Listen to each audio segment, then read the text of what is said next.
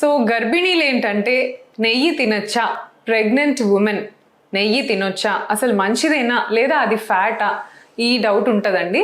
So నెయ్యి, ghee is nothing but a milk product. So dairy product నుంచి వచ్చిన ఒక మంచి రకమైన ఫ్యాట్. నార్మలీ ఫ్యాట్స్లో కొన్ని గుడ్ ఫ్యాట్స్ ఉంటాయండి, బ్యాడ్ ఫ్యాట్స్ ఉంటాయన్నమాట. సో ఇందులో నెయ్యి అనేది మన గుడ్ ఫ్యాట్ కిందికి తీసుకోవచ్చు. నెయ్యి కానీ బటర్ అంటే వెన్న అవనివ్వండి, ఇవన్నీ కూడా గుడ్ ఫ్యాట్స్ కిందికి వస్తాయి. సో గుడ్ ఫ్యాట్స్ బాడీకి చాలా ఇంపార్టెంట్ అండి.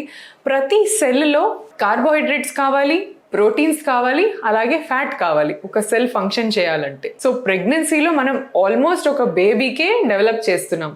సో వీళ్ళలో మెయిన్గా బేబీ బ్రెయిన్ అనేది కంప్లీట్గా ఫ్యాట్తోనే డెవలప్ అవుతుంది.